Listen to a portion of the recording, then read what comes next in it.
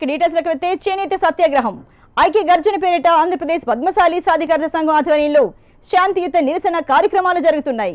సత్యాగ్రహం వేదికపై మౌన నిరసన దీక్షలు చేపట్టారు. ఈ దీక్షలో చేనేత కులాలకు చెందిన సుమారు 65 మంది ప్రతినిధులు పాల్గొన్నారు. ఏపీ, తెలంగాణ రాష్ట్రాల నుంచి సుమారు 1,50,000 మంది చేనేత వర్గీయులు, వృత్తిదారులు, వివిధ సంఘాల వారితో పాటు పవన్ కళ్యాణ్ అభిమానులు ఈ గర్జనలో పాల్గొంటారని నిర్వాహకులు అంచనా వేస్తున్నారు. ఇందుకు తగ్గట్టుగా ఏర్పాట్లన్నీ చేశారు.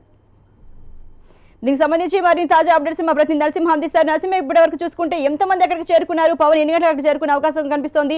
ఏర్పాట్లన్నీ ఎలా ఉన్నాయి? మనం మంగళగిరి నాగార్జున యూనివర్సిటీ ఎదురుగా చేనేత గర్జన సభా వేదిక దగ్గర మనం ఉన్నాం. ఇందులో భాగంగా మనం చెప్పుకుంటే కూడా చేనేత గర్జన సభ ప్రారంభమైంది.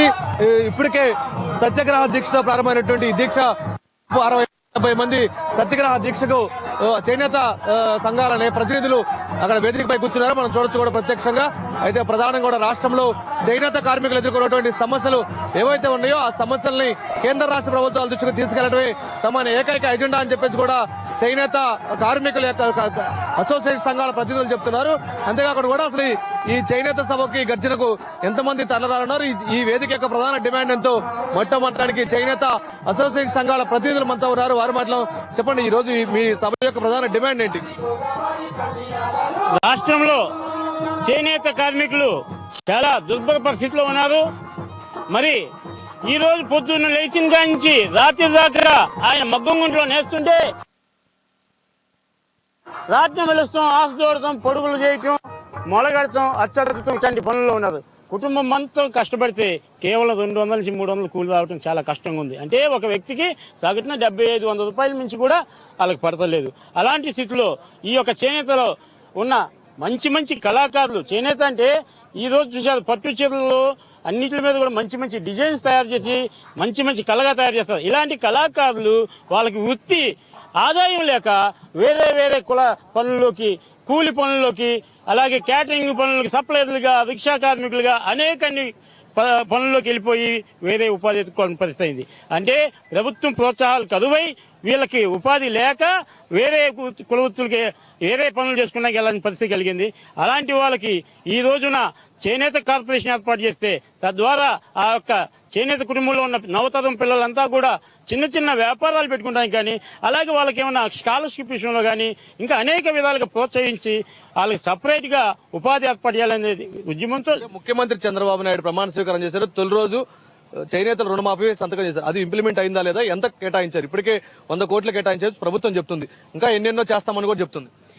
ఈ యొక్క చేనేత రుణమాఫీ ముఖ్యమంత్రి గారి ప్రమాణ స్వీకారం రోజు రైతు మరియు చేనేత ఒక రుణమాఫీ సంతకం పెట్టి ఈ రోజుకి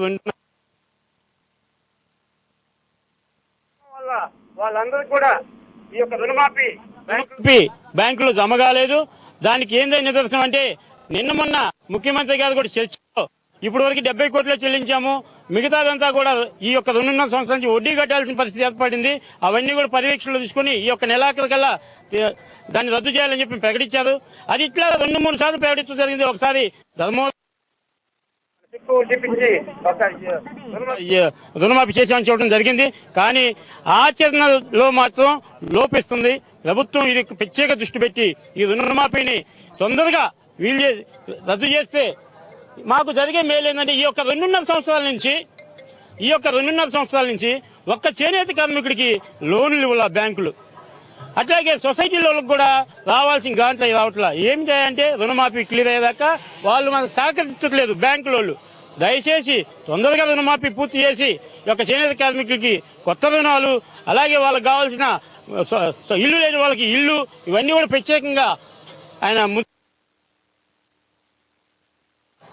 ఈరోజు ఈ సభ నుంచి పవన్ కళ్యాణ్ చేనేత సమస్యలు, ఏ సమస్యలు ప్రధానంగా మీకు వాయిస్ వినిపించారు? మేము లాస్ట్ మంత్ 17th మేము కలిసామండి. చేనేత లాస్ట్ మంత్ 17th కలిసామండి పవన్ కళ్యాణ్ గారిని. ఆ రోజున మా సమస్యలన్నీ విన్నవించుకున్నాము. ఆయన ఒకటే చెప్పారు, మా అన్ని విన్న తర్వాత ఇది మన జాతి సంపద, దీనికి మేము బ్రాండ్ అంబాసిడర్గా ఉంటాను, నేను ఎటువంటి కమర్షియల్ దానికి నేను ఇప్పటివరకు లేను అని చెప్పి ఆయన స్వచ్ఛందంగా ప్రకటించి మీ అందరూ మేము ఉండి పోరాటం చేస్తాను అని చెప్పున్నారండి. అదే దాని మీద ఈరోజు వస్తున్నారు. ఈరోజు మా తరపున ఆయన పోరాటం చేయడానికి, అదే గవర్నమెంట్ తో ఇచ్చేయడానికి కోసం వస్తున్నారు. మాకు ఈ రోజు వరకు ఒక ఎమ్మెల్యే కానీ ఎమ్మెల్సీ కానీ శాసనసభలో మా వాయిస్ వినిపించడానికి ఎవరు లేరండి. ఆయన మా వాయిస్ గా ఆయన చెప్తున్నారండి. మేము చెప్పే ఇప్పుడు ఏవైతే మా వాళ్ళు చెప్తున్నారో ఇవన్నీ ఆయన చెప్తారు ఆయన వాయిస్ ద్వారా. ఈ రోజు వరకు 3 సంవత్సరాలు అయింది గవర్నమెంట్ వచ్చి, తెలుగుదేశం గవర్నమెంట్. ఆ రోజు మొదటి సంతకం రైతు అయితే, రెండో సంతకం చేనేత మీద అన్నారు. ఈ రోజు సంవత్సరానికి 1000 కోట్ల వరకు అన్నారు. ఈ రోజు వరకు ఓన్లీ 100 కోట్లు అని వాళ్ళు చెప్తున్నారు. అంటే 3 సంవత్సరాలు 3000 కోట్లు అవ్వాలి, కానీ వాళ్ళు చెప్పడమే 100 కోట్లు అన్నారు. ఇంకా 2 సంవత్సరాలు అయిపోతుంది. లాస్ట్ ఇయర్ మళ్ళీ చివరి సంవత్సరం ఏమో ఎలక్షన్ ఇది అని చెప్పి 6వ సంవత్సరం పట్టించుకోరు. ఈ సంవత్సరం ఏమైనా చేస్తే ఇప్పుడు చూస్తున్న తెలంగాణ గవర్నమెంట్ లో ఏ విధంగా అందిస్తుందో అదే ఆ విధంగా ఎలాగ చేమకుట్టినట్టుగా లేదండి. దాని గురించి మా బాధ ఇప్పుడు వినిపించుకుంటున్నామండి. ఇప్పటికే ఆప్కో ఒకటి ఏర్పాటు చేశారు. ఆప్కో ద్వారా అంటే ఆప్కో వల్ల చేనేతలకి మేలుందా లేదా, దీని వల్ల ఉపయోగం ఉందా లేదా? సార్ వాళ్ళు నిజంగా గుండె మీద చేసి చెప్పాలండి. చేనేతలకు ఆప్కో ఎటువంటి సొసైటీలకు మాత్రమే ఉపయోగం అండి. ఓన్లీ టూ పాదయాత్రకు వచ్చినప్పుడు చంద్రబాబు నాయుడు మంగళగిరిలో నేను చెప్పుకున్నా పర్సనల్ గా లేదు ఇవన్నీ నేను మేనిఫెస్టోలో పెడతానని చెప్పి ఆయన వచ్చిన తర్వాత 2వ సంతకంగా పెట్టి ఈ రోజు వరకు దాని మీద ఎటువంటి ఇది లేదు. ఎంతసేపు మీడియా ప్రకటనలు, మీడియా ప్రచారం తప్పితే వేరే ఏం లేదండి. ఈ ఆర్భాటాలు కాకుండా ముందలు నిజంగా చేయమనండి. మేమంతా ఆయన వెనకనే ఉంటామండి. సార్ ఇప్పుడు చెప్పండి, చేనేత గర్జనకు ఎంతమంది వచ్చే అవకాశం ఉంది? ఏర్పాట్లు ఎలా చేశారు? యాక్చువల్ గా ఈ చేనేత గర్జన అనేది మా తాతకు మించిందండి. ఇది ఏ రాజకీయ పార్టీ, ప్రతిపక్ష పార్టీ అయితే స్వచ్ఛందంగా వాళ్ళ కార్యకర్తలు వాళ్ళు విపరీతమైన ఫండ్స్ అవన్నీ ఉంటాయండి. మేము పేద కార్మికులు, మా తగ్గట్టుగా మేము చేసామండి. అందరూ చాలా మంది హర్షిస్తున్నారు, మీరు చాలా బాగా చేశారని చెప్పి. చూడాలండి, మరి మీరు చెప్పాలి ఇవన్నీ ఎలా ఉన్నాయి. చేనేత గర్జనకి ఇటు 13 జిల్లాలతో పాటు తెలంగాణ నుంచి కూడా ఆహ్వానించారా? పవన్ కళ్యాణ్ అభిమానులు కూడా ఇక్కడికి వచ్చే అవకాశాలు కనిపిస్తుంది. తెలంగాణ నుంచి కూడా స్వచ్ఛందంగా వాళ్ళు వస్తున్నారండి. తెలంగాణ ఈ పద్మశాలీలు కానీ, చేనేత ఇది కానీ, అలాగే పవన్ కళ్యాణ్ అభిమానులు కానీ, జనసేన కార్యకర్తలను కూడా ఆహ్వానించామండి. వాళ్ళు కూడా స్వచ్ఛందంగా వచ్చి మా నాయకుడు వస్తున్నారు, చేనేతకు అండగా నిలబడటానికి వస్తున్నారని చెప్పి వాళ్ళు కూడా చాలా స్పందనగా మా వెనక ఉంటున్నారండి. అదే మాకు కూడా ఇలాగే ఆయన చేస్తే మా చేనేత కుటుంబాలన్నీ కూడా ఆయన వెంటే నడుస్తామండి. ఇది స్వచ్ఛందంగా చెప్తున్నామండి. సార్ మీరు చెప్పండి, ఏంటి ఈ రోజు చేనేత గర్జన యొక్క ప్రధాన ఉద్దేశం ఏంటి? ఈ సొసైటీలో ఉన్న లబ్ధి పొందుతున్నారు, నిజమైన కార్మికులు లబ్ధి పొందుతున్న కొన్ని ఆరోపణలు కూడా, దీన్ని ఏ విధంగా చూస్తారు? నిజంగా చెప్పాలంటే మరి అది కరెక్ట్. ఎందుకంటే సొసైటీలో లేని వాళ్ళు చాలామంది కూడా మరి చేనేత వృత్తిలో ఉంటూ సొసైటీలో సభ్యులు కాని వాళ్ళు చాలామంది ఉన్నారు. మరి వాళ్ళకి సరైన రాయితీలు రావాలంటే గవర్నమెంట్ పాలసీ ప్రకారం కేవలం సొసైటీలో ఉన్న వాళ్ళకే దక్కుతుంది, కానీ బయట వాళ్ళకి దక్కే అవకాశాలు లేవు. మరి దీన్ని అంతా కూడా చూసుకున్న ప్రభుత్వాలు మా యందు దయించి చేనేత కార్మికులందరూ కూడా అందరికీ లబ్ధి పొందేలాగా చర్యలు తీసుకోవాలని చెప్పి మేము మా గోడు వినిపించుకోవడం కోసం మేము ఎవరికి వ్యతిరేకమేం కాదు. మా గోడు వినిపించుకోవడం కోసం మా తాతకి మించి మేము ఈ కార్యక్రమాన్ని పెట్టాము. సార్ చేనేతలు దాదాపుగా వృత్తిని కూడా వదిలిపెట్టిపోయే పరిస్థితి వచ్చింది. అంటే జీవనం కొనసాగించలేని పరిస్థితులు కూడా వృత్తికే స్వస్తి చెప్పే పరిస్థితి. సో ఈ వృత్తిని కాపాడాలంటే ప్రభుత్వాలు ఏం చేయాలి? అసలు వృత్తిని వదిలేసి చాలా కాలం మంది కూలీలుగా మారిన సందర్భాలే చాలా ఉన్నాయి.